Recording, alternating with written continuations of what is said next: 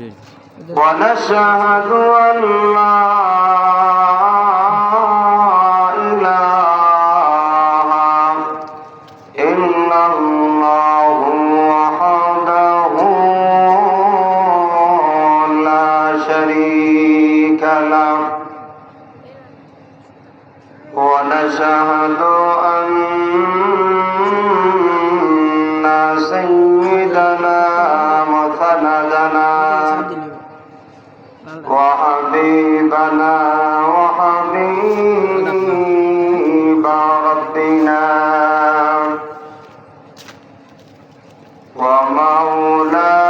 ومولانا محمدا عبده ورسوله أرسل إلى الناس كافة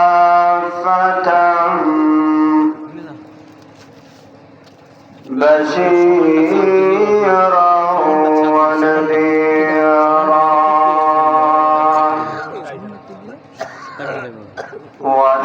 وداعيا إلى الله بإذنه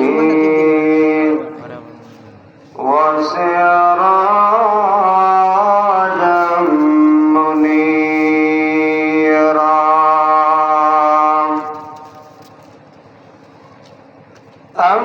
أما بعد فقد قال الله تعالى في كلامه المجيد وفي فرقان الحميد أعوذ بالله من الشيطان الرجيم بسم الله الرحمن الرحيم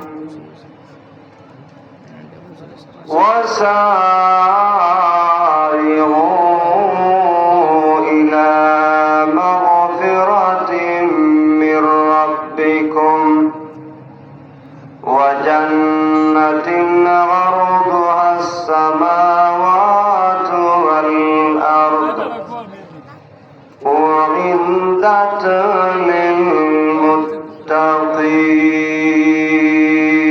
للمتقين صدق الله العظيم وقال النبي عليه الصلاة والسلام كل بني آدم خطاؤون وخير الخطائين التوابون أو كما قال عليه الصلاة والسلام وصدق رسوله النبي الكريم ونحن على ذلك لمن الشاهدين والشاكرين والحمد لله رب العالمين إن الله وملائكته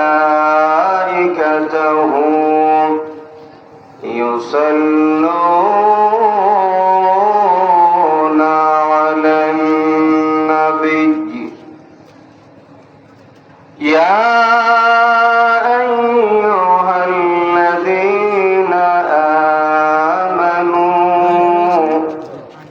صلوا عليه وسلموا تسليما صلى الله على سيدنا ومولانا محمد وعلى آله وأصحابه وسلم صلى الله على سيدنا ومولانا محمد وعلى آله وأصحابه وسلم بلغ العلا بكماله كشف الدجى بجماله حسنت جميع خصاله صلوا عليه وآله إلهي دکا دے ہمیں دیار مدینہ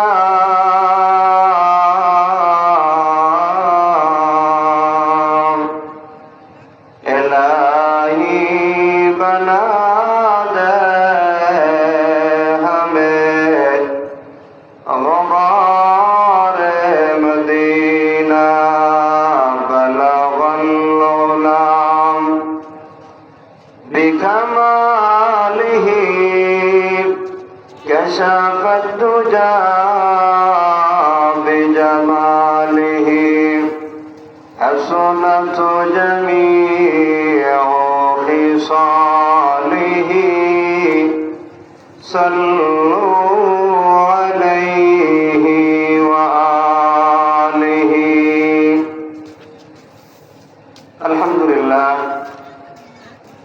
মহারাজ জামে মসজিদ এর থেকে আয়োজিত আজকের ওয়াজ মাহফিলে উপস্থিত মুআজ্জাজ মুকাররম উলামায়ে কেরাম, সর্বস্তরের তৌহিদি জনতা, পর্দা নিশিন মা এবং বোনেরা, মহান রব্বুল আলামিনের দরবারে আলিশানে অন্তরের অন্তঃস্থল থেকে কোটি কোটি শুকরিয়া আদায় করছি এই জন্য যে আমাদেরকে অত্যন্ত মহব্বত করে, দয়া করে, মায়া করে, ভালোবেসে দুনিয়ার সমস্ত ঝামেলা থেকে ফারেক করে অত্র এলাকার হাজার হাজার মানুষের মধ্য থেকে নির্বাচন করে আল্লাহর কালাম কোরআনের মাহফিলের মধ্যে আসার বসার সুযোগ করে দিয়েছেন। এই জন্য শুকরিয়া আদায় করে সবাই বলি আলহামদুলিল্লাহ। এই সমস্ত মাহফিলের মধ্যে আসলে বসলে লাভ হয় না লস হয়? একটু কথা বলতে হবে আমার সাথে। লাভ না লস? কি পরিমাণ লাভ জানেননি? আল্লাহর নবী বলেন, যারা এই কোরআনের মাহফিলের মধ্যে, জিকরুল্লাহর মাহফিলের মধ্যে আসে, বসে এবং শেষ পর্যন্ত যারা বসে হযরত উলামায়ে কেরামদের জবান থেকে কোরআন সুন্নাহর আলোচনা, দ্বীনি আলোচনা, আমলের নিয়তে শ্রবণ করিয়া মুনাজাত করে যখন বাড়িতে যাওয়ার জন্য দাঁড়ায়, এমন সময় আল্লাহর পক্ষ থেকে একজন ফেরেশতা এলান করে বলে, হে আল্লাহর বান্দারা, এমন ভাবে দাঁড়াও, আল্লাহ তোমাদেরকে ক্ষমা করে দিয়েছেন। জোরে বলেন না সুবহানাল্লাহ। এরপরে ফেরেশতা বলে যে তোমাদের গুনাহগুলিকে আল্লাহ তাআলা নেকির দ্বারা পরিবর্তন করে দিয়েছেন। তাহলে বুঝছেন তো কি পরিমাণ লাভ। জীবনে কত অপরাধ করছি, কত গুনাহ করেছি, এই গুনাহগুলি আল্লাহ তাআলা হুকুকুল্লাহ, আল্লাহর হক নষ্ট করে যত অপরাধ করেছি এই সব গুনাহগুলি আল্লাহ মাফ করে দিবেন। ওলামায়ে কেরামগণ বলেন, যখন মাহফিলের শেষ দিকে মুনাজাত হয়, দোয়া হয়, দোয়ার মধ্যে যখন বান্দা হাত তুলে আল্লাহকে ডেকে ডেকে বলে, আল্লাহ জীবনে যত অপরাধ করেছি, গুনাহ করেছি, ছোট বড় সগীরা কবিরা, শিরিক বেদাত কুফরি, সমস্ত গুনাহ থেকে আল্লাহ তওবা করলাম, দয়া করে মাফ করিয়া দাও, এভাবে অনুতপ্ত হয়ে লজ্জিত হয়ে যখন বান্দা আল্লাহর কাছে মাফ চায়, আল্লাহর হাবিব বলেন, বান্দা আল্লাহ তাআলা বান্দার এই তওবা কবুল করিয়া তার জীবনের হকুকুল্লাহ, আল্লাহর হক নষ্ট করে যত কবিরা সগীরা গুনাহ করেছিল সব গুনাহগুলি আল্লাহ ক্ষমা করিয়া নিষ্পাপ বানায়া বাড়িতে পৌঁছাইয়া দেয়। জোরে বলেন না সুবহানাল্লাহ। যারা আমরা এসেছি আমরা এই লাভের ভাগী হয়েছি, আর যারা আসে নাই তারা এই লাভের ভাগী হতে পারে নাই। তাই আমরা তো চাই আমরা যেভাবে জীবনে গুনাহগুলি ক্ষমা করাবো, অত্র এলাকার সমস্ত মুসলমান ভাইদেরকেও আমরা চাই যে তারাও আসুক। তারা এসে যদি বসে কোরআন সুন্নাহর আলোচনাগুলি হযরত উলামায়ে কেরামদের জবান থেকে আমলি নিয়তে শুনে আর মুনাজাত করে যাইতে পারে, তাদেরকেও আল্লাহ ক্ষমা করে দিবেন। তো আমরা চাই যে সবাই আসুক, সবাই এই সুযোগটা গ্রহণ করা দরকার। কি বলেন আপনারা? আমার সামনে যে কয়জন আছেন আপনারা কি মনে করেন, সবাই আসার দরকার কিনা? হ্যাঁ, নাকি শুধু ক্ষমা করাবেন আপনারাই আর এর দরকার নাই? এই জন্য আমরা সবাইকে নিয়ে মুনাজাত করব। এলাকাবাসী, গ্রামবাসী, প্রত্যেকটা মুসলমান ভাইদেরকে আমি লক্ষ্য করে বলছি, চলে আসেন ভাই। কারণ এই দুনিয়ার মধ্যে যতদিন আমরা জীবিত থাকবো দুনিয়ার পেরেশানি থাকবেই, দুনিয়ার প্রয়োজনাদি থাকবেই। আরে দুনিয়ার সমস্যার সমাধান তো ওই ব্যক্তির হয়ে যায়, দুনিয়ার সমস্ত প্রয়োজন থেকে তো সেই মুক্তি পায় যাকে সাদা কাপড় পরিধান করাইয়া জানাজার নামাজের পরে কবরস্থ করা হয়। সে দুনিয়ার সব ঝামেলা থেকে মুক্ত হয়ে যায়। তার আর খানা পিনার দরকার নাই, ফসলা পায়খানার দরকার নাই, গোসল করার দরকার নাই। কথা বলছেন না কেন? ঠিক না? না হয় যতদিন দুনিয়ার মধ্যে বাঁচবো মরণের আগ পর্যন্ত এই প্রয়োজনগুলো থাকবেই। তাই আমি আপনাদেরকে বিনীতভাবে অনুরোধ করে বলবো, যাদের কান পর্যন্ত আমার কথাগুলি পৌঁছতেছে প্রত্যেকটা মুসলমান ভাইদেরকে বলছি, আপনারা নিজের উপরে দয়া করে, নিজের উপরে রহম করে আসেন আর কোরআন সুন্নাহর আলোচনাগুলি আমলে নিয়ে শুনেন। আমরা তো আশা করি আল্লাহর কাছে যদি আজকের এই মাহফিল আল্লাহর দরবারে কবুল হয় তাহলে এটাই আমাদের নাজাতের কারণ হতে পারে কি পারে না ভাই? হাদিসের মধ্যে আল্লাহর হাবিব, হাদিসে কুদসি আল্লাহ তাআলা বলেন, আনা ইনদা যান্নি আবদি বি, আমি আমার বান্দাদের সাথে ওই রকম আচরণ করি বান্দা আমি আল্লাহর প্রতি যেমনই ধারণা করে।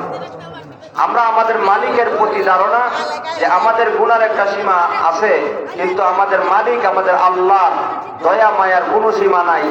আজকের এই মাহফিলে আসলাম, বসলাম, শেষ পর্যন্ত বসে মুনাজাত করে যাব, এই আশা পোষণ করি আমরা যে আজকের এই মাহফিল কবুল করে আমাদের মুনাজাত কবুল করিয়া আল্লাহ সমস্ত গুনাহগুলি ক্ষমা করে দিবেন ইনশাআল্লাহ। ভাইরা আমার, আমি আপনাদের সামনে আল্লাহর কালাম কোরআন থেকে একখানা আয়াত তেলাওয়াত করেছি, নবীজির হাদিসের বান্দার থেকে একখানা হাদিস পাঠ করেছি। তেলাওয়াতকৃত আয়াত এবং পঠিত হাদিসের সমন্বয়ে কিছু আমলি কথা বলার জন্য চেষ্টা করব। রব্বে কারীম যেন আমাকে ইখলাস এবং আমলি নিয়তে কথা বলা, আর আমার শ্রোতাবৃন্দ যারা আছেন, মা বোনরাও ঘর থেকে শুনতেছেন, সবাইকে যেন আল্লাহ তাআলা আমলের নিয়তে কথাগুলি শ্রবণ করার তৌফিক দান করেন।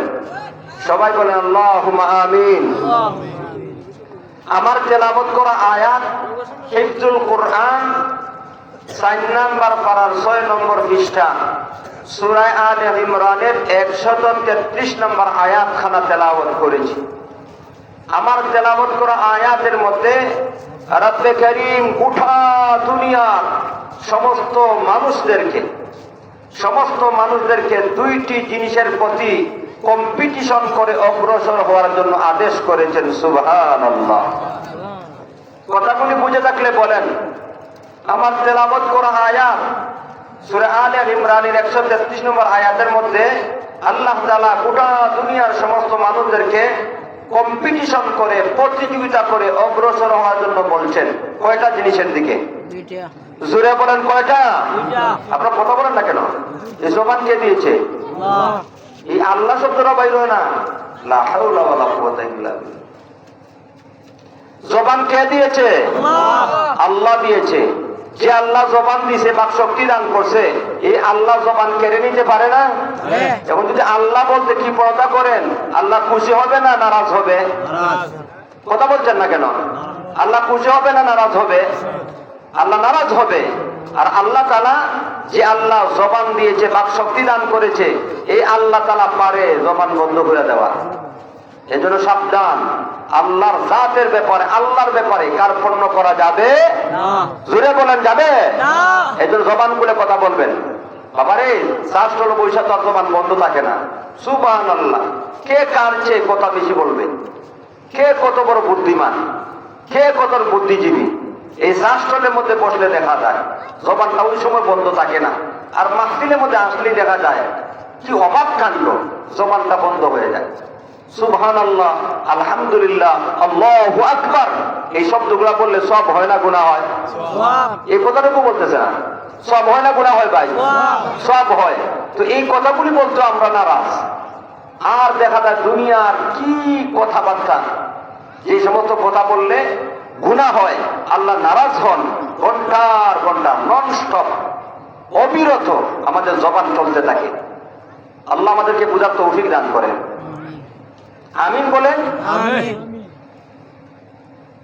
তো বলছিলাম, আল্লাহ তাআলা গোটা দুনিয়ার সমস্ত মানুষদেরকে, আমার তেলাওয়াত করা আয়াত সূরা আলে ইমরানের 133 নম্বর আয়াতের মধ্যে দুনিয়ার সমস্ত মানুষদেরকে কম্পিটিশন করে অগ্রসর হওয়ার জন্য বলছেন। কয়টি জিনিসের দিকে? দুইটি। একটা হইল রবের ক্ষমার দিকে, আর আরেকটা হইল জান্নাতের দিকে। ওই জান্নাত, এই জান্নাতের প্রশস্ততা আসমান এবং জমিনে নেয়। সুবহানাল্লাহ বলেন, জোরে বলেন সুবহানাল্লাহ। আজকে আমরা কম্পিটিশন করি দুনিয়া নিয়ে, কে কার চেয়ে বেশি দুনিয়াদার হতে পারে, কে কার চেয়ে বেশি সম্পদওয়ালা হতে পারে। আমার প্রতিবেশী তার ছেলেকে ইটালি পাঠাইছে, এখন আমার ছেলেকে লন্ডন পাঠাই দিব। আমার প্রতিবেশী বাজারে একটা দোকান রাখছে, আমার দুইটা দোকান রাখতেই হবে। এই দুনিয়া নিয়ে আমাদের কম্পিটিশন। অথচ দুনিয়া আল্লাহর পক্ষ থেকে মাকসুম, বন্টন করে দেওয়া হয়েছে। আপনি আমি দুনিয়াতে আসার প্রায় 50,000 বছর আগে আল্লাহ তাআলা আমাদের রিজিক বন্টন করে দিয়েছেন। আল্লাহর পক্ষ থেকে এই বন্টিত রিজিকই খাবো, এর চেয়ে বেশিও খেতে পারবো না, এর চেয়ে কমও খাইতে পারবো না। কথা বলেন ঠিক কিনা? আরে ভাই, আজকে ওই যে আপনি দুপুরে খাইছেন বা আগামীকাল দুপুরে খাইবেন, সকালে নাস্তা করবেন, আপনি আল্লাহর পক্ষ থেকে যা বরাদ্দ করে দেওয়া হয়েছে এটুকুই আপনাকে খাইতে হবে। এর বাহিরে আপনার খাওয়ার কোনো সুযোগ নাই। আপনি যতই তৈরি করেন, যতই আপনি বাজার সদাই করে উন্নত মানের খাবার রেডি করেন না কেন, আল্লাহ যদি ফায়সালা না হয়, তাহলে পাক করা খাবারও আপনি খাইতে পারবেন না। কথা বলেন ঠিক কিনা? আমাদের প্রধানমন্ত্রী খাইতে পারছেনি? কথা বলছেন না কেন? আপনারা কি অতটুকু মানে জানেন না? এই যে আপনি আমাদের প্রধানমন্ত্রী যে দেশ ছেড়ে চলে গেছে, খাবারটা খাইতে পারছে? কি কথাটা বলে না? অতটুকু জানেন না? কার ওয়াজ করি আমি? এরা কি অন্য কোন জগতের মানুষ? তাহলে কি বুঝলেন আপনি? পাক করলে খাইতে পারবেন না যদি তকদিরও না থাকে। আল্লাহর পক্ষ থেকে ফায়সালা করে দেওয়া হয়েছে কে কি খাবে, কে কি পরিধান করবে, কে কতটুকু সম্পদের মালিক হবে, এটা আল্লাহর পক্ষ থেকে ফয়সালা করা হয়েছে। আপনি যত চেষ্টাই করেন না কেন, এই আল্লাহর নির্ধারিত অংশের চেয়ে বেশি পাবেন না। ঠিক কিনা? আল্লাহ আমাদেরকে বোঝার তৌফিক দান করেন। দুনিয়া নিয়ে কম্পিটিশন করার কোনো যুক্তিকতা নাই। আপনি যতই চেষ্টা করেন, যতই প্রতিযোগিতা করেন, আর যতই কষ্ট সহ্য করেন না কেন, দিন রাত মাথার ঘাম পায়ে ফেলে পরিশ্রম করেন না কেন, আল্লাহর পক্ষ থেকে যে বরাদ্দ করা হয়েছে এর চেয়ে বেশি আপনি খাইতে পারেন না। আল্লাহ দুনিয়া নিয়ে কম্পিটিশন করার কথা বলেন নাই। আল্লাহ বলেছেন, ও দুনিয়ার মানুষ, তোমরা দুইটা জিনিসের দিকে কম্পিটিশন করো, প্রতিযোগিতা করে অগ্রসর হও। এক নাম্বার বিষয়, ইলা মাগফিরাতিম মির রাব্বিকুম, একটা জিনিস, তোমরা তোমাদের রবের ক্ষমার দিকে অগ্রসর হও, কম্পিটিশন করো, প্রতিযোগিতা করে অগ্রসর হও। আর দুই নম্বর, ওয়াজান্নাতিন আরদুহাস সামাওয়াতু ওয়াল আরদ, এমন এক জান্নাতের দিকে তোমরা কম্পিটিশন করে অগ্রসর হও, যেই জান্নাত এত চমৎকার, যেই জান্নাতকে আল্লাহ তাআলা এত প্রশস্ত করে সৃষ্টি করেছেন। আসমান এবং জমিন, জমিন থেকে আসমান, আসমান থেকে জমিন, এই পৃথিবীটাকে আল্লাহ যত প্রশস্ত করে সৃষ্টি করেছেন, আল্লাহ তাআলা আল্লাহর প্রিয় বান্দাদের জন্য জান্নাতকে এরকম প্রশস্ত করে সৃষ্টি করেছেন। সুবহানাল্লাহ। তাহলে এতক্ষণ আলোচনা দ্বারা কি বুঝলেন? গোটা দুনিয়ার সমস্ত মানুষদেরকে আল্লাহ কয়টি জিনিসের দিকে অগ্রসর হওয়ার জন্য বলছেন? দুইটি। একটা হইল রবের ক্ষমার দিকে, দুই নম্বর জান্নাতের দিকে। এবার আসুন আমরা জানার চেষ্টা করব, আল্লাহ যে বললেন সূরা আলে ইমরানের 133 নম্বর আয়াতের মধ্যে দুইটি জিনিসের একটা জিনিস বলছেন, ইলা মাগফিরাতিম মির রাব্বিকুম, তোমরা তোমাদের রবের ক্ষমার দিকে অগ্রসর হও। তোমাদের রবের ক্ষমা বলতে কি বোঝায়? তাই তাফসীরের কিতাবের মধ্যে মুফাসসিরিনে কেরামগণ, বিশেষ করিয়া তাফসীরে জালালাইনের মধ্যে জালালউদ্দিন সুয়ুতী রাহিমাহুল্লাহ প্রায় 9টা তাওজিহাত উল্লেখ করছেন। আল্লাহ তাআলা যে বলেন, ও মানুষ, তোমরা তোমাদের রবের ক্ষমার দিকে অগ্রসর হও, তো রবের ক্ষমা বলতে কি বোঝায়? তিনি বলেন প্রায় 9টা বিষয় উল্লেখ করে দেওয়া হয়েছে। রবের ক্ষমা বলতে কি কি বোঝানো হয়েছে ধারাবাহিকভাবে আলোচনা করার সময় আমার হাতে নাই, কারণ আমাকে একটা সময় নির্ধারণ করে দেওয়া হয়েছে। চেষ্টা করব নির্ধারিত সময়ের ভিতরেই আমার তেলাওয়াতকৃত আয়াত থেকে মুলাখাস সার নিজাস কিছু আমূলি কথা বলা। তো এর 9টা যদিও বলতে না পারি, 1-2টা বলার চেষ্টা করব। আমরা প্রথমে আলোচনা করব আল্লাহ তাআলা যে সূরা আলে ইমরানের 133 নম্বর আয়াতের মধ্যে বলেন, তোমরা প্রতিযোগিতা করে অগ্রসর হও তোমাদের রবের ক্ষমার দিকে। তো রবের ক্ষমা বলতে রাইসুল মুফাসসিরিন আল্লামা ইবনে আব্বাস রাদিয়াল্লাহু তাআলা আনহুমা তিনি বলেন, আল্লাহ তাআলা যে বলেন, ওয়াসারিউ ইলা মাগফিরাতিম মির রাব্বিকুম, ইলা মাগফিরাতিম মির রাব্বিকুম, তার মানে হইল ওয়াসারিউ ইলাল ইসলাম। সুবহানাল্লাহ। সুবহানাল্লাহ। রাইসুল মুফাসসিরিন আল্লামা ইবনে আব্বাস রাদিয়াল্লাহু তাআলা আনহু তিনি বলেন, ইলা মাগফিরাতিম মির রাব্বিকুম, তোমাদের রবের ক্ষমার দিকে অগ্রসর হও। ব্যাখ্যা বলে, তোমরা ইসলামের দিকে ধাবিত হও, ইসলামের প্রতি অগ্রসর হও। কারণ ইসলাম আল্লাহর কাছে মনোনীত ধর্ম। এই পৃথিবীর মধ্যে আল্লাহ তাআলা তার মনোনীত ধর্ম নির্ধারণ করেছেন ইসলামকে। ইসলাম ছাড়া অন্য কোন ধর্ম আল্লাহর কাছে কবুল হবে না, ঠিক কিনা? আল্লাহ বলেন,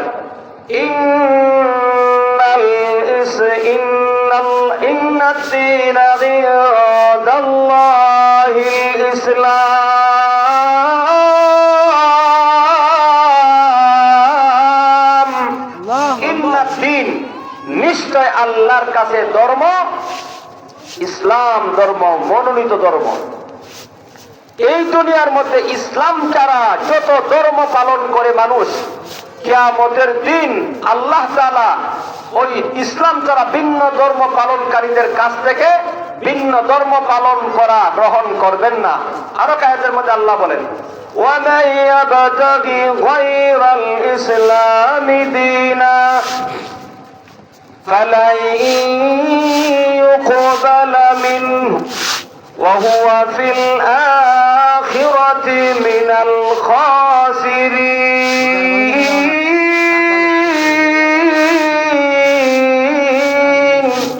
আল্লাহ বলেন, وَمَن يَبْتَغِ غَيْرَ الْإِسْلَامِ دِينًا, কেউ যদি ইসলাম ধর্ম ছাড়া অন্য কোন ধর্ম গ্রহণ করে, অন্য কোন ধর্ম পালন করে এই জমিনে, কিয়ামতের দিন আল্লাহ তার কাছ থেকে ইসলাম ছাড়া ভিন্ন ধর্ম পালন গ্রহণ করবেন না, কবুল করবেন না, আর সে কিয়ামতের দিন ক্ষতিগ্রস্তদের অন্তর্ভুক্ত হবে। নাউজুবিল্লাহ। তাহলে সুস্পষ্ট কথা, এই দুনিয়ার মধ্যে আল্লাহর কাছে প্রিয় ধর্মের নাম কি? একটু জবান খুলে কথা বলতে হবে। আল্লাহর কাছে এই দুনিয়ার মধ্যে মনোনীত ধর্ম, প্রিয় ধর্ম, গ্রহণযোগ্য ধর্ম কোন ধর্ম? ইসলাম। ইসলাম ছাড়া বাকি যত ধর্ম আল্লাহর জমিনের মধ্যে পালন করা হচ্ছে, একটাও আল্লাহর কাছে কবুল হবে না। পথভ্রষ্ট ওরা, গোমরা। কথা বলেন ঠিক কিনা? ইসলাম ছাড়া যত ধর্ম এই দুনিয়ার মধ্যে এই জমিনের উপরে পালন করা হবে, আর আল্লাহর বিধান ইসলাম ছাড়া ভিন্ন আদর্শ গ্রহণ করে চলবে, আল্লাহ তাআলা কিয়ামতের দিন তাদের এই ইসলাম ছাড়া ভিন্ন ধর্ম পালন গ্রহণ করবেন না, কবুল করবেন না। তাই আমরা আলোচনা থেকে বুঝতে পারলাম, পরিষ্কার আমাদের সামনে প্রতীয়মান হয়ে গেল, যারা ইসলাম ছাড়া, মুসলমান ছাড়া ভিন্ন ধর্ম পালন করে এরা কখনো হেদায়েতের উপরে থাকতে পারে না, এরা আল্লাহর প্রিয় হতে পারে না, বরং এরা পথভ্রষ্ট, গুমরাহ। সন্দেহ আসেনি? যারা কথা বলেন না তারা মনে সন্দেহ করতেছেন। সন্দেহ গুলো কি ইমানই থাকতো না? আপনি কে ইমানদার মিয়া? আর বয়ান করে ছিলাম, সন্দেহ আছে? জুড়ে বলেন, জুড়ে বলেন, সন্দেহ আসেনি? ইহুদি, খ্রিস্টান, মুশরিক, মুনাফিক। আমি তো একটা কিতাব পড়াই, তাফসীরের উসুল, মূলনীতি, আল ফাইজুল কাবীর ফি উসুলিত তাফসীর। বুঝেন? আল ফাইজুল কাবীর ফি উসুলিত তাফসীর, আল্লামা শাহ মুহাদ্দিস দেহলভী, ওলিউল্লাহ মুহাদ্দিস দেহলভী রহমাতুল্লাহি আলাইহি লিখিত এই কিতাবটার মধ্যে উল্লেখ করে দেওয়া হয়েছে, আল্লাহ তাআলা পুরা 30 পারা কোরআনের মধ্যে 5টি বিষয় আলোচনা করেছেন। 30 পারা কোরআনের মধ্যে কয়টি বিষয় আলোচনা করা হয়েছে? কোরআন সম্পর্কে একটু ধারণা নেন। 5টি বিষয় আলোচনা করেছেন। 1 নাম্বার বিষয়, আল্লাহ রাব্বুল আলামিন কোরআনুল কারীমের মধ্যে ইলমুল আহকামের বিবরণ দিয়েছেন। কে বিবরণ দিয়েছেন ভাই? ইলমুল আহকাম, তার মানে আহকামাতের বিবরণ কোরআনের মধ্যে দেওয়া হয়েছে। হালাল এবং হারাম, কোনটা হালাল কোনটা হারাম, কোনটা জায়েজ কোনটা না জায়েজ, কোনটা বৈধ কোনটা অবৈধ, কোনটা করণীয় কোনটা বর্জনীয়, এর আলোচনা আল্লাহ তাআলা কোরআনের মধ্যে করেছেন। এর আলোচনা কোরআনের মধ্যে, এর বিবরণ আছে না নাই? আছে। উদাহরণ নেই, আল্লাহ একটা আয়াতের মধ্যে বলেন, وَأَحَلَّ اللَّهُ الْبَيْعَ وَحَرَّمَ الرِّبَا। আল্লাহ বলেন, ব্যবসাকে আমি আল্লাহ হালাল করেছি, সুদ খাওয়াকে হারাম করেছি। হালাল হারামের বিবরণ আছে না নাই? ইলমুল আহকাম, আল্লাহ আহকামাতের বিবরণ দিয়েছেন কোরআনের মধ্যে। 2 নম্বর, ইলমুল জাদাল, ফিরাকে বাতিলা, ভ্রষ্ট 4টি দল আছে দুনিয়ার মধ্যে। কয়টা দল? 4টি। আওয়াজ দিয়ে বলেন, কয়টা দল? 4টি। এই জমিনের মধ্যে আল্লাহর দৃষ্টিতে, কোরআনের দৃষ্টিতে 4টা বড় বড় পথভ্রষ্ট দল আছে। এই পথভ্রষ্ট দলদের উক্তি, বাতিল মতবাদকে কোরআনের আয়াত দ্বারা খণ্ডন করা হয়েছে। সুবহানাল্লাহ। 4টা ভ্রষ্ট জাতি বলতে কাদেরকে বোঝানো হয়েছে? শাহ ওলিউল্লাহ মুহাদ্দিস দেহলভী রহমাতুল্লাহ আলাইহি আল ফাইজুল কাবীর ফি উসুলিত তাফসীর কিতাবের মধ্যে উল্লেখ করেছেন, একদল হলো ইহুদি, একদল কি? ইহুদি। আর একদল খ্রিস্টান, আর একদল মুশরিক, আর একদল মুনাফিক। কয়টা দল? 4টি। জোরে বলেন, কয়টা দল? 4টি। একদল ইহুদি, আর একদল খ্রিস্টান, আর একদল মুশরিক, আর একদল মুনাফিক। এই 4টি মৌলিক ভ্রষ্ট জাতি আল্লাহর এই জমিনের মধ্যে আছে না না? এই পথভ্রষ্ট জাতিরা নিজেরাই শুধু পথভ্রষ্ট না, বরং বিভিন্ন এলাকায় এলাকায় আমাদের সরল সহজ মুসলমানদেরকে ধোঁকা দিয়া মুসলমানকে খ্রিস্টান বানানোর পায়তারা করছে। কথা বলেন ঠিক কিনা? অসহায় গরিব মুসলমানদের কাছে গিয়া তার অর্থের প্রলোভন দিয়া আপনি সরল সহজ মুসলমানদেরকে পথভ্রষ্ট করার চেষ্টা করতেছে। ভাইরা আমার, এদের থেকে সাবধান হতে হবে, কারণ ইহুদি খ্রিস্টান এরা কখনো মুসলমানদের বন্ধু হতে পারে না। আল্লাহ কোরআনুল কারীমের মধ্যে বলেছেন, يا أيها الذين آمنوا لا تتخذوا اليهود والنصارى أولياء بعضهم أولياء بعض ومن يتولهم منكم فإنه منهم إن الله لا يهدي القوم الظالمين।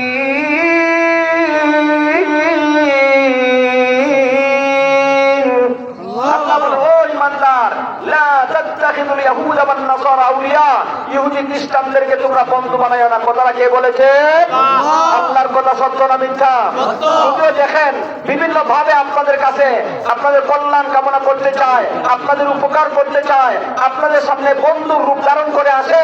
আল্লাহর বাণী সুস্পষ্ট ভাষায় আল্লাহ বলে দিয়েছেন, ও ঈমানদার, ইহুদি খ্রিস্টান তোমাদের বন্ধু হতে পারে না, ওরা জাতিগত মুসলমানদের শত্রু। কথা বলছেন না কেন? ঠিক কিনা? এই জন্য এদের থেকে আমাদেরকে সাবধান হতে হবে। আল্লাহ কুরআনুল কারীমের মধ্যে উল্লেখ করে দিয়েছেন এই ফিরাকে বাতিলা চারটি পথভ্রষ্ট দল, ইহুদি, খ্রিস্টান, মুশরিক, মুনাফিক, এদের আলোচনা কোরআনের মধ্যে আছে। আরো তিনটা বিষয় আল্লাহ তাআলা নসিহত করেছেন, তিনটি পদ্ধতিতে আল্লাহ নসিহত করেছেন।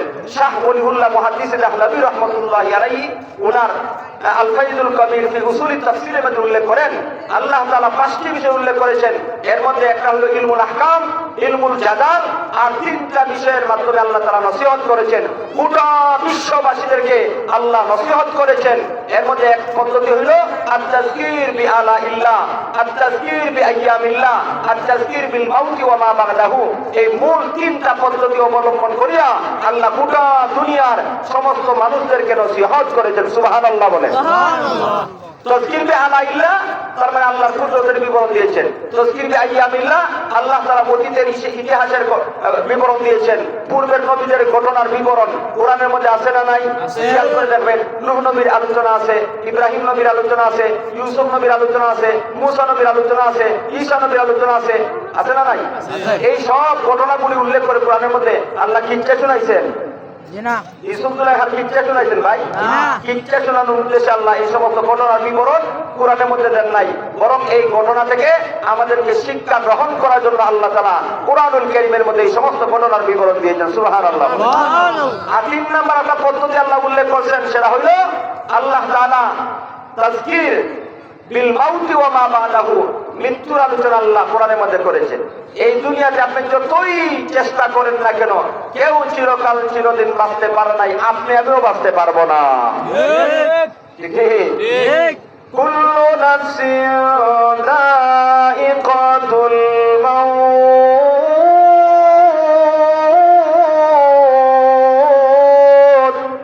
আল্লাহ বলেন, ও মানুষ, প্রত্যেকটা প্রাণীকেই মৃত্যুর স্বাদ ভোগ করতে হবে, মৃত্যুর স্বাদ আস্বাদন করতে হবে। আল্লাহ মৃত্যুকে নির্ধারণ করে দিয়েছেন। আরো কায়দার মধ্যে আল্লাহ বলেন, নাহনু কদ্দারনা বাইনাকুমুল মাউত ওয়া মা নাহনু বিমাসবুকিন।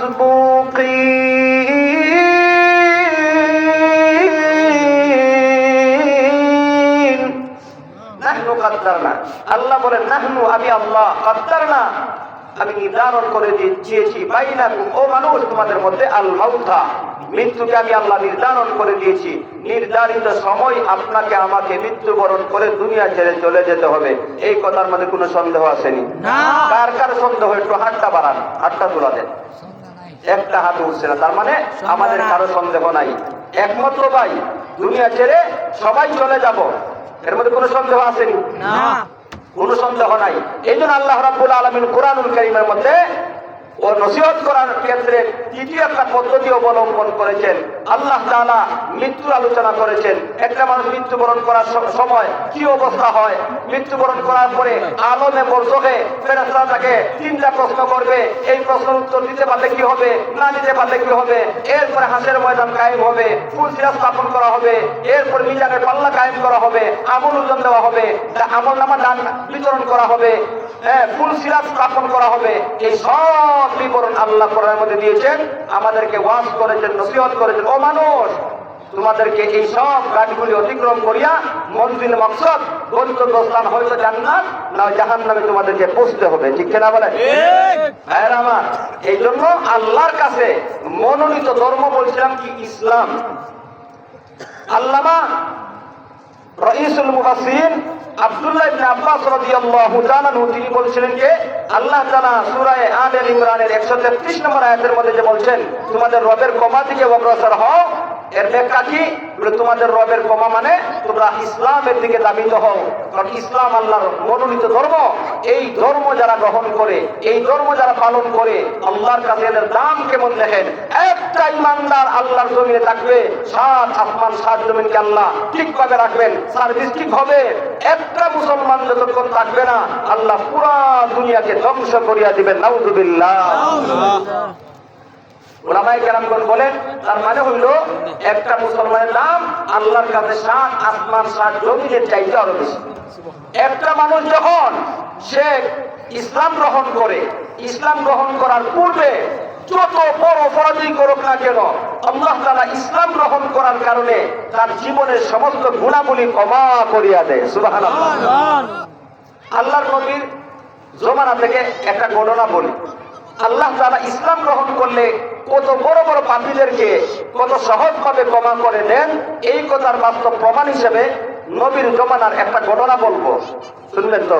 ইনশাআল্লাহ। বলবো নি? আল্লাহর নবী সাহাবায়ে কেরামদেরকে নিয়ে যখন উহুদের যুদ্ধে শরীক হইলেন, উহুদের যুদ্ধে প্রথম দিকে মুসলমানদের প্রায় বিজয় নিশ্চিত ছিল, কিন্তু সাহাবায়ে কেরামদেরকে আল্লাহর নবী 50 জন সাহাবীদেরকে একটা গিরিপথের মধ্যে দায়িত্ব দিয়েছিলেন। আর এই 50 জনের জিম্মাদার নিযুক্ত করা হয়েছিল আব্দুল্লাহ ইবনে জুবাইর রাদিয়াল্লাহু তাআলা। আল্লাহ নবী বলেছিলেন, ও আমার সাহাবীরা, আমরা বিজয় লাভ করি অথবা পরাজয় বরণ করি, এই গাঠি তোমরা ছাইরো না। পরবর্তীতে যে কোনো একটা কারণে তাদের মধ্যে মত পার্থক্য হয়ে গেছে, আল্লাহর নবীর এই কথাকে তারা লঙ্ঘন করার কারণে আল্লাহ এমন অবস্থা শুরু হয়েছে, মুসলমান মাঠ থেকে দিক বিদিক ছুটে পলায়ন করা শুরু করছে। আর এই সময় প্রায় 70 জন সাহাবী শাহাদাত বরণ করেছে। আল্লাহু আকবার। এমনকি আল্লাহর নবীর দান মুবারক শহীদ হয়ে গেছে। ভাইরা আমার, যখন যুদ্ধ শেষ হয়ে গেছে, আল্লাহর নবীর সাহাবী যারা শুহাদায়ে উহুদ, উহুদের ময়দানে যারা শাহাদাত বরণ করেছেন, তাদের লাশগুলি যখন আল্লাহর নবীর সামনে আনা হইল, নবীজি সাল্লাল্লাহু আলাইহি ওয়াসাল্লাম লক্ষ্য করে দেখলেন তার চাচা হামজা রাদিয়াল্লাহু তাআলা, আল্লাহর নবীর আপন চাচা। খেয়াল করেন কথাটা, আল্লাহর নবীর বাবা আব্দুল্লাহ আর আব্দুল্লাহর আপন ভাই হামজা, আপন ভাই আব্বাস রাদিয়াল্লাহু তাআলা আনহুমা, এরা দুইজন মুসলমান ছিলেন। আবু সুফিয়ান পরবর্তী মুসলমান হয়েছেন।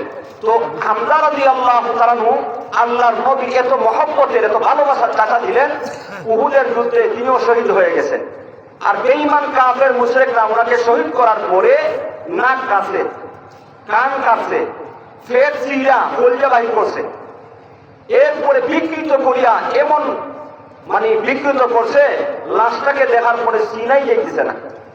আল্লাহর নবীর চাচার লাশটাকে দেখার পরে আল্লাহর হাবিব এত কষ্ট পাইছেন, আমি যখন ঘটনাটা বলি কি বলবো, ভাষায় বোঝানোর মতো না যে আল্লাহর নবী কি পরিমাণ কষ্ট পাইছেন। অথচ তিনি ছিলেন সাইয়্যিদুল মুরসালিন, রাহমাতুল লিল আলামিন। ঠিক না ভাই? ওয়া মা আরসালনাকা ইল্লা রাহমাতাল লিল আলামিন।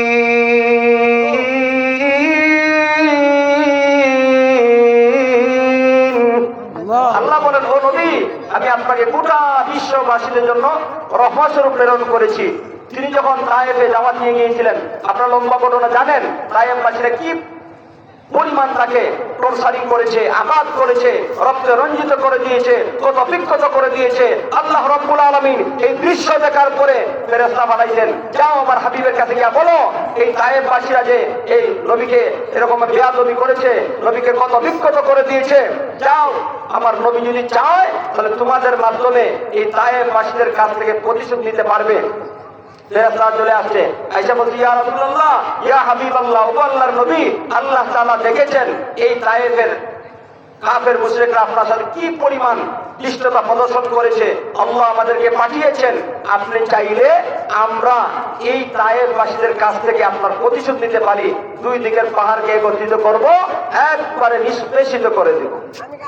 আল্লাহর নবী, বিশ্ব নবী রাহমাতুল লিল আলামিন বলেন, ও ফেরেশতারা, না না, আমি প্রতিশোধ নেওয়ার জন্য জমিনে আসি নাই। সুবহানাল্লাহ বলেন।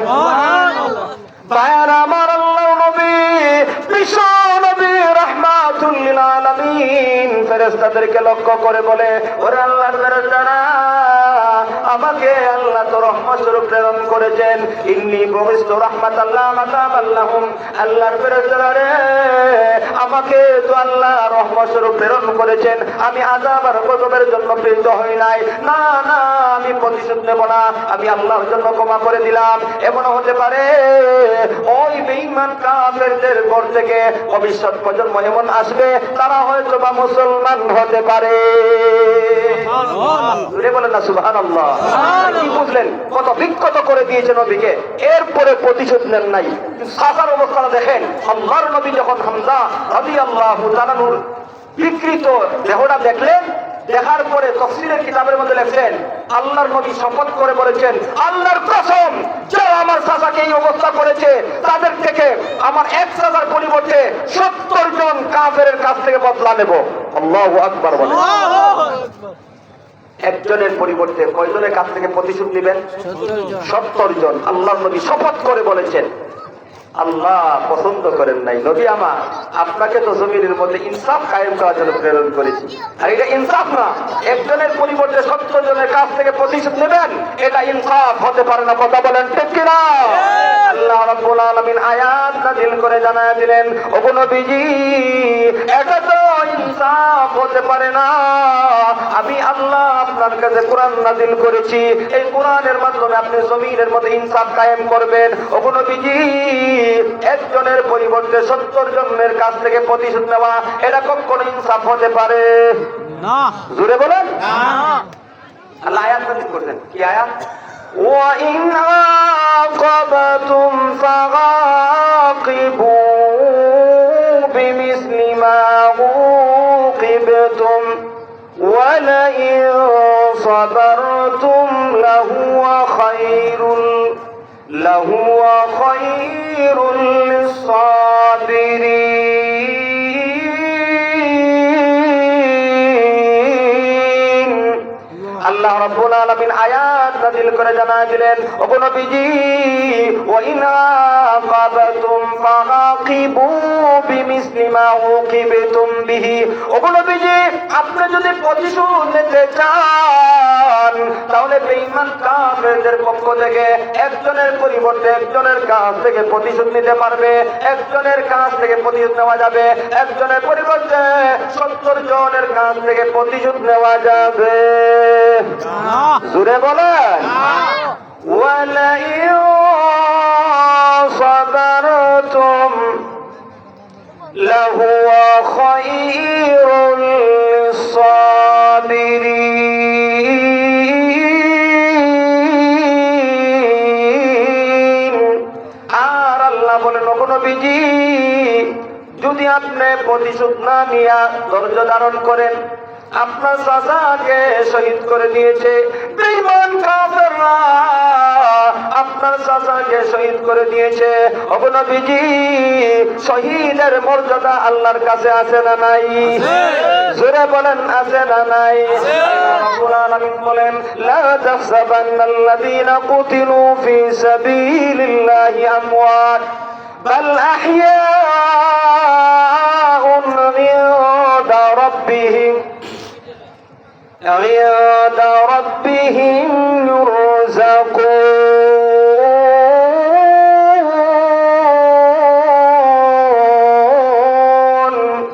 আল্লাহ বলেন, ও দুনিয়ার মানুষেরা, লা তাহসাবান্নাল্লাযীনা কুতিলু ফী সাবিলিল্লাহ, যারা আল্লাহর রাস্তার মধ্যে জীবন দিয়ে শাহাদাত বরণ করে, ও দুনিয়ার আমার বান্দা বান্দীরা, তাদেরকে তোমরা মৃত মনে করিও না, বরং আল্লাহর কাছে তারা জীবিত।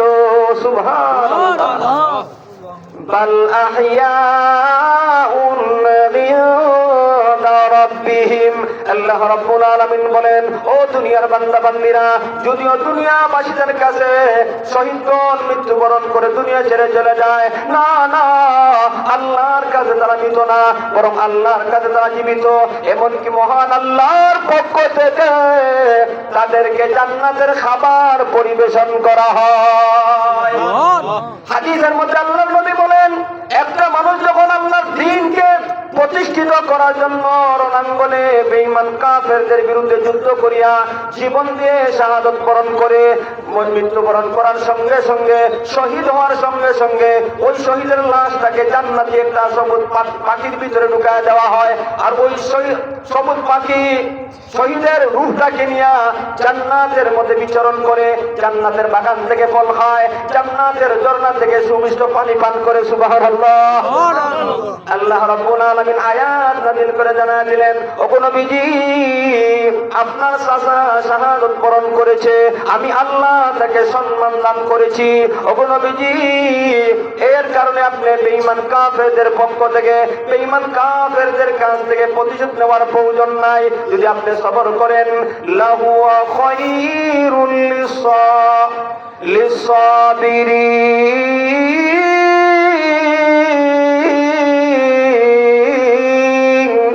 ওগো নবীজি, যদি প্রতিশোধ না নিয়ে আপনি ধৈর্য ধারণ করেন, আর এই ধৈর্যটাই আপনার জন্য কল্যাণকর হবে। সুবহানাল্লাহ। ভাইরা আমার, আয়াতের তাফসীরের মধ্যে উল্লেখ করে দেওয়া হয়েছে, আল্লাহ আয়াত নাযিল করার পরে আল্লাহ নবী আর প্রতিশোধ নেন নাই, আল্লাহর জন্য ক্ষমা করে দিয়েছেন। সুবহানাল্লাহ। আমি ঘটনাটা বলার উদ্দেশ্য হইল, দেখেন আল্লাহর নবী রাহমাতুল্লিল আলামিন হওয়ার পরও নবীর চাচাকে কি পরিমাণ আঘাত করেছে, বিকৃত করে দিয়েছে। আল্লাহর হাবিব রাহমাতুল্লিল আলামিন হওয়ার পরও চাচার ডেড বডি, চাচার লাশ দেখার পরে নিজেকে নিয়ন্ত্রণ করতে পারেন নাই। কি পরিমাণ কষ্ট করেছেন, শপথ করে বলেছেন একজনের পরিবর্তে বেঈমান কাফেরদের পক্ষ থেকে, বেঈমান কাফেরদের কাছ থেকে 70 জনের কাছ থেকে প্রতিশোধ নেওয়া হবে। আল্লাহ আয়াত নাযিল করার কারণে নবীজি ক্ষমা করছেন। এই নবীর চাচা হামজা রাদিয়াল্লাহু তাআলাকে যারা শহীদ করে দিয়েছিল, এর মধ্যে অন্যতম একটা ব্যক্তির নাম হলো ওয়াহশী। নামটা কি? স্মরণ রাখবেন, ঘটনার মূল নায়ক সে। নামটা কি? জোরে বলেন, নামটা কি? ওয়াহশী। পরবর্তীতে আল্লাহর নবী তার কাছে লোক পাঠায় ইসলামের দাওয়াত দিলেন। সুবহানাল্লাহ। এখানে আল্লাহর নবীর চাচারে মারছে, আল্লাহর নবী আপন চাচার ঘাতক, হত্যাকারী। ইসলাম কত উদার ধর্ম, ইসলাম কত সহনশীল, ইসলাম কত মানুষের কল্যাণ কামনাকারী, ইসলামের আদর্শ কেমন উদার। নবীজি তার কাছে লোক পাঠাইয়া ইসলামের দাওয়াত দিলেন। যখন ওয়াহশীর কাছে গিয়া বলল যে আল্লাহর নবী আমাকে পাঠাইছেন, তুমি কালেমা পড়ো, মুসলমান হয়ে যাও, ইসলাম গ্রহণ করো, তো আল্লাহ তোমাকে মাফ করে দিবে। সুবহানাল্লাহ। আমি কি বলছিলাম না, আল্লাহ সূরা আলে ইমরানের 133 নম্বর আয়াতের মধ্যে বলছেন, ও দুনিয়ার মানুষ, তোমরা তোমাদের রবের ক্ষমার দিকে কম্পিটিশন করে অগ্রসর হও। আব্দুল্লাহ ইবনে আব্বাস রাদিয়াল্লাহু তাআলা আনহুমা তিনি বলছিলেন, রবের ক্ষমার দিকে মানে ইসলামের দিকে। ও ইসলামের দিকে অগ্রসর হইলে কি পরিমাণ লাভ হয়, এই কথাটা বোঝানোর জন্যই মূলত আমার ঘটনা বলা। যখন আল্লাহর নবী বাহক পাঠাইয়া ওয়াহশীকে ইসলামের দাওয়াত দিলেন, ওয়াহশী তখন বাহককে বলল, ও মিয়া, তুমি আমার কিভাবে ইসলামের দাওয়াত দাও? তোমাদের কোরআনের মধ্যে আছে, যে ব্যক্তি আল্লাহর সাথে শিরিক করে, যে অন্যায়ভাবে হত্যা করে, যে জিনা করে, আল্লাহ তাআলা তাকে জাহান্নামের শাস্তি দিবেন। কোরআনের মধ্যে আছে না নাই? আল্লাহ বলেন, والذين لا يدعون مع الله إلها آخر ولا يقتلون النفس التي حرم الله إلا بالحق ولا يزنون।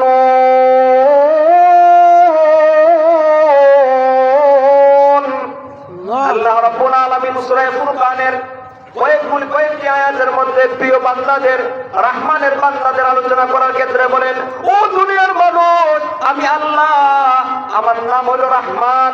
রহমানের বান্দাদের কিছু গুণাগুণ উল্লেখ করলাম। এর মধ্যে একটা গুণ হইল, এই দুনিয়ার মধ্যে রহমানের বান্দা তারা যারা এই দুনিয়ার মধ্যে আল্লাহর সাথে কাউকে শরীক করে না।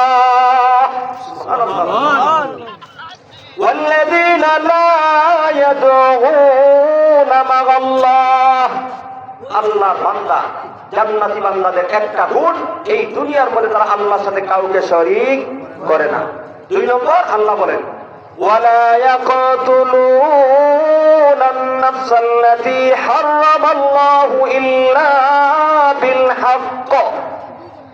তার মানে 2 নম্বর গুণ উল্লেখ করে আল্লাহ বলেন যে আল্লাহর প্রিয় বান্দা, জান্নাতি বান্দারা দুনিয়ার মধ্যে কাউকে অন্যায়ভাবে হত্যা করে না। সুবহানাল্লাহ। অন্যায়ভাবে হত্যা করে না। এখন প্রশ্ন হয়, অন্যায়ভাবে হত্যা করে না, তার মানে ন্যায়সঙ্গত হত্যা করা যায়? প্রশ্ন হয় কি হয় না ভাই? এই জন্য তাফসীরের কিতাবের মধ্যে লেখছে, হ্যাঁ, ন্যায়সঙ্গতভাবে 3 কারণে মানুষ মানুষকে হত্যা করতে পারে। কয় কারণে? 3 কারণে। জোরে বলেন, কয় কারণে? 3 কারণে। 1 নাম্বার, যদি বিবাহিত পুরুষ বিবাহিত নারী জিনা করে ইসলাম এবং শরীয়তের বিধান আশ-শাইখু ওয়াশ-শাইখাতু ইযা জানায়া ফারজিমুহুমা, বিবাহিত পুরুষ বিবাহিত নারী যদি জিনা করে তাকে মৃত্যুদণ্ড দেওয়া হবে, এটা বৈধ হালাল। 2 নম্বর, যে ব্যক্তি অন্যায়ভাবে কাউকে হত্যা করবে কেসাস হিসেবে তাকেও হত্যা করা বৈধ। মনে করেন আপনি আমাকে হত্যা করছেন, শরীয়ত এবং ইসলাম বলে আমার হত্যার কারণে আপনাকেও হত্যা করা হালাল, ঠিক কি না? 3 নম্বর কারণ, কেউ যদি ধর্ম ত্যাগ করে, কি করে? আল্লাহর নবী হাদিসের মধ্যে বলেন, মান বাদদালা দীনাহু ফাকতুলুহু আও কামা ক্বালান নবী আলাইহিস সালাতু ওয়াস সালাম। আল্লাহর হাবিব বিশ্ব নবী রাহমাতুল লিল আলামিন বলেন, ও আমার উম্মত, এই দুনিয়ার মধ্যে যারা ইসলাম ধর্ম গ্রহণ করার পরে আবার ধর্ম ত্যাগ করিয়া খ্রিস্টান হয়ে যায়, এদেরকে হত্যা করো। কথা বলছেন না কেন? ঠিক না? মুসলমান, আমরা মুসলমানের ঘরে মুসলমান, আমরা 14 গোষ্ঠী মুসলমান, এবং হঠাৎ করে একজন খ্রিস্টান হয়ে যায়, তাহলে তাকে কি করা? কথা বলেন, কি করা? এটা আমার কথা না নবীর কথা? নবীজির কথা। মান বাদদালা দীনাহু ফাকতুলুহু, যে তার ধর্ম ত্যাগ করিয়া মুসলমান থেকে খ্রিস্টান হয়ে যাবে তাকে হত্যা করো। যদি ইসলামিক কান্ট্রি হয়, কোরআনের শাসন হয়, তাকে হত্যা করা হয়। ভাইরা আমার, এই 3টা বৈধ পন্থায় মানুষ মানুষকে হত্যা করতে পারে। এই 3 কারণ ছাড়া কেউ কাউকে হত্যা করতে পারবে না, হারাম। কথা বলেন, ঠিক কিনা? আল্লাহ বলেন, والذين لا يدعون مع الله إلها آخر ولا يقتلون النفس التي حرم الله إلا بالحق। আল্লাহ রাব্বুল আলামিন সূরা ফুরকানের এক আয়াতের মধ্যে বলেন, ও দুনিয়ার বান্দা বান্দীরা, রহমানের প্রিয় বান্দাদের আরেকটা গুণ হইল তারা দুনিয়ার মধ্যে অন্যায়ভাবে কাউকে হত্যা করে না। 3 নম্বর গুণ উল্লেখ করে আল্লাহ বলেন, ওয়ালা ইয়াজনুন,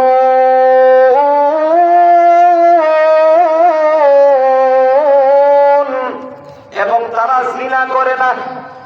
এর পরের অংশের মধ্যে আল্লাহ বলছে, ওই যে ওয়াহশী বলছিল, বাহককে ওয়াহশী লক্ষ্য করে পরের অংশ বলছে, ওয়াহশী বলে, ওয়ামান ইয়াফআল যালিকা ইয়ালকা আসামা يضاعف له العذاب يوم القيامة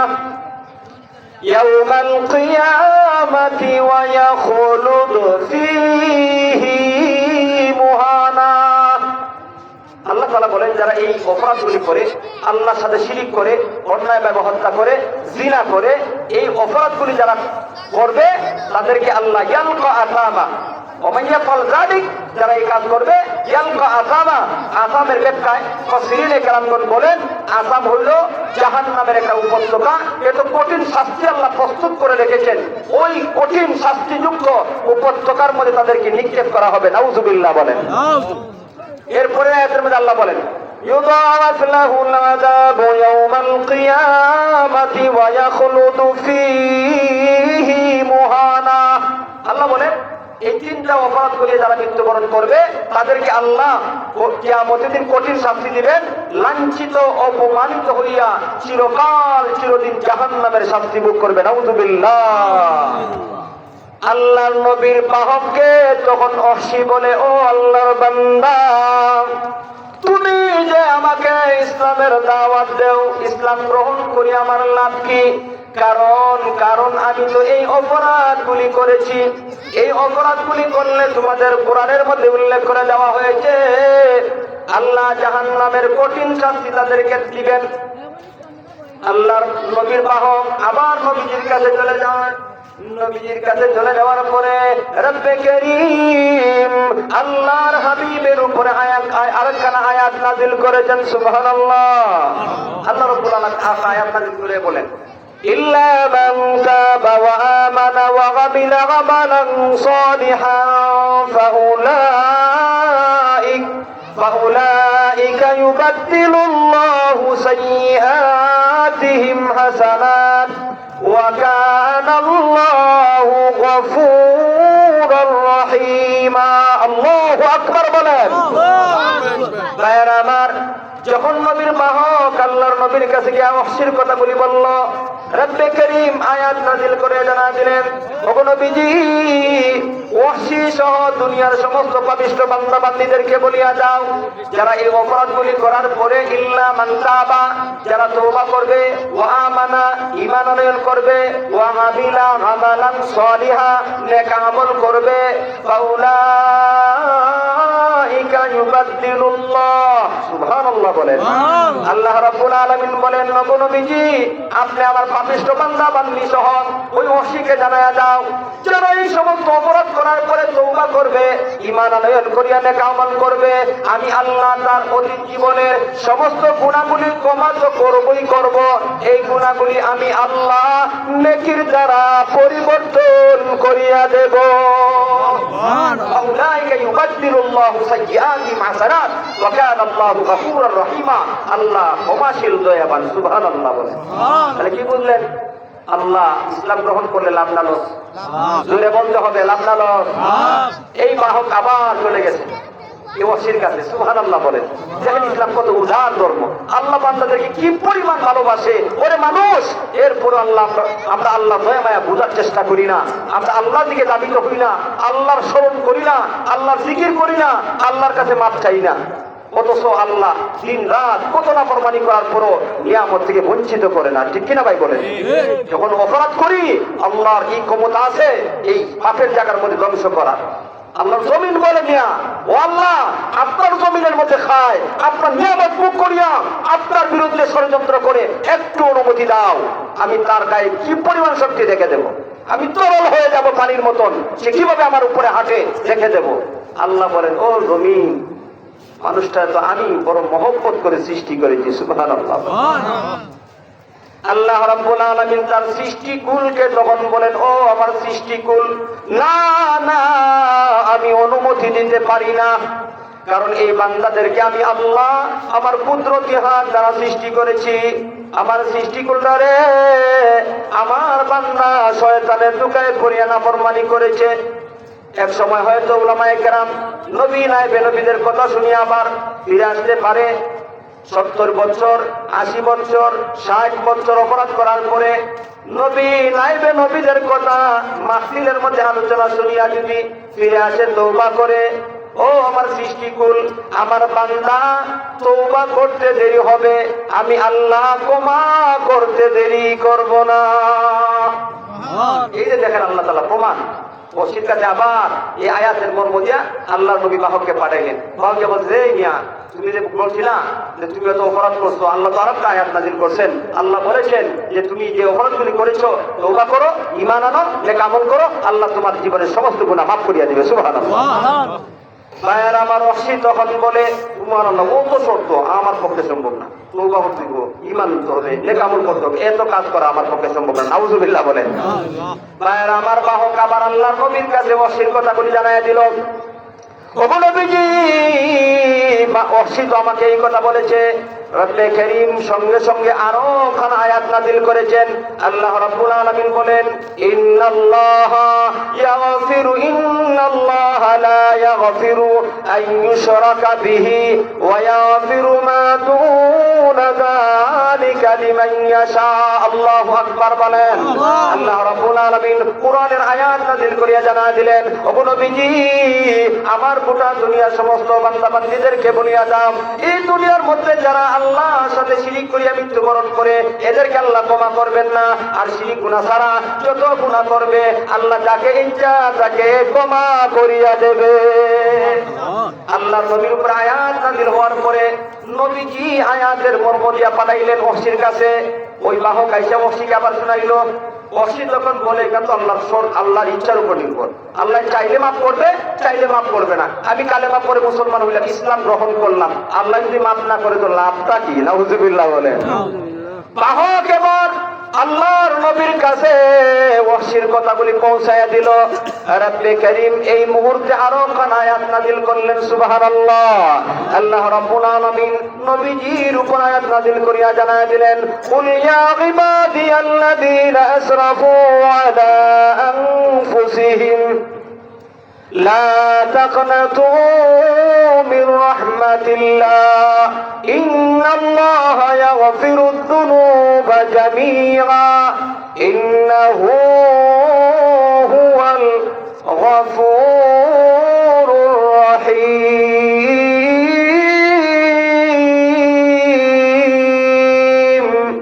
আল্লাহ রাব্বুল আলামিন বলেন, ও নবীজি কুল, আপনি বলেন। কুল তো কি?